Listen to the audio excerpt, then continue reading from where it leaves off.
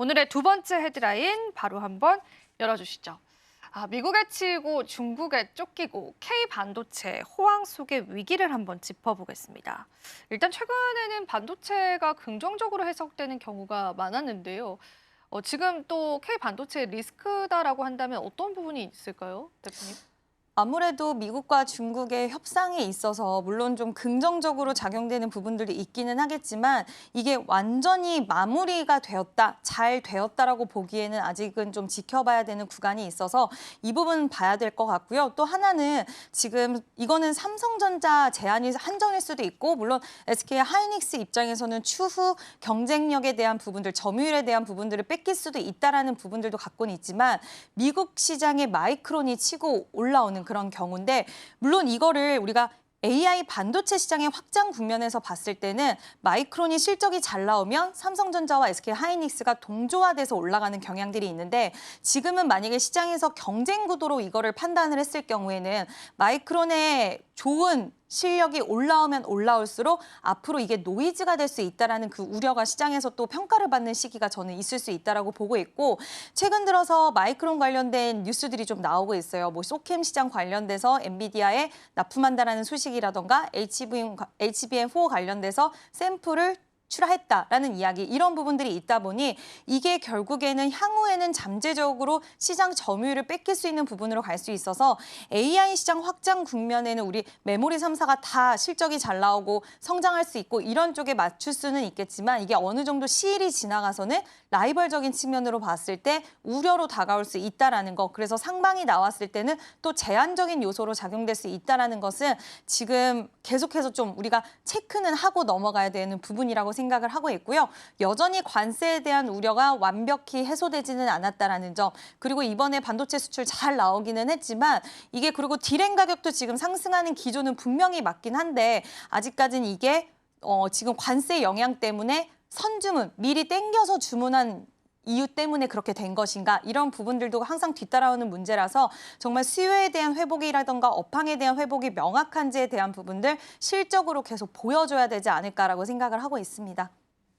우리가 사실 이번 주 초에 TSMC 쪽에 관한 매출도 발표가 됐었죠. 그러니까 한국 반도체 입장에서는 점유율을 뺏기는 부분들도 좀 걱정을 해야 될 것 같고 진짜 디램 가격 상승과 업황 개선이라고 볼 수 있을 만한 추가적인 시그널도 좀 필요할 것 같습니다. 일단은 그래도 우리가 지금 수급적으로 집중을 해보자면 현재 구간에서는 외국인이 삼성전자를 이제 그래도 매수를 하고 있는 게 보여지거든요. 하이닉스 쪽은 매도가 지금 나타나는데요. 외국인 수급에서 봤었을 땐 긍정적으로 해석해 볼 수 있는 부분은 있는 것 같아요. 그 관점에서는 어떻게 보세요? 오늘은 아쉽게도 SK 하이닉스의 매도가 나오고 매도가 있긴 나옵니다. 하지만 네.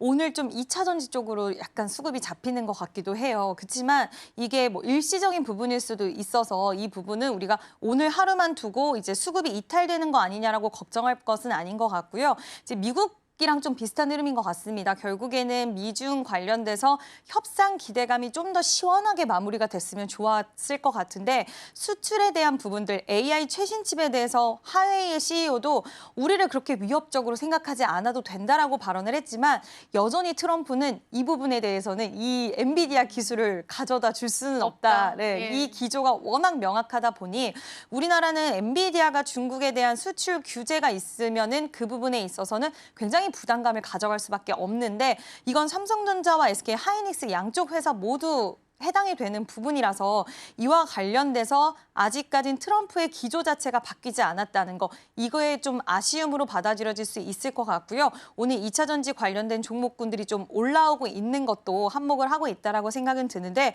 수급적인 요소는 그동안 SK 하이닉스를 계속 담아냈던 외국인의 모습들을 봤을 때는 오늘 하루 좀 이탈이 되고 있긴 하지만 저는 크게 뭐 이게 큰일 났다. 이제 다시 외국인들이 팔기 시작했다라고 보기엔 좀 어렵지 않을까라고 보고 있고 지금 최근 미국의 반도체 지수도 그렇고 반도체 관련된 기업들의 흐름이 괜찮았어요.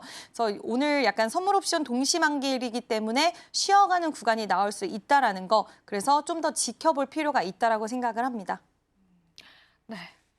아직까지는 좀 체크해 봐야 될 부분들 많은 것 같습니다. 소부장 쪽도 좀 짚어보고 싶은데요. 최근에 이쪽도 흐름이 나쁘지 않았습니다. 물론 이제 안에서 순환매가 좀 많아가지고 우리가 그 박자 맞추기가 좀 쉽진 않았는데 일단은 반도체 투톱에 관해서 지금까지 얘기를 나눴다면 그 밑에 있는 중소형주, 밸류 체인을 가지고 있는 기업들은 어떤 시선으로 지금 시점에선 바라봐야 되는지 특징적인 또 종목군도 있을지 좀 짚어보겠습니다.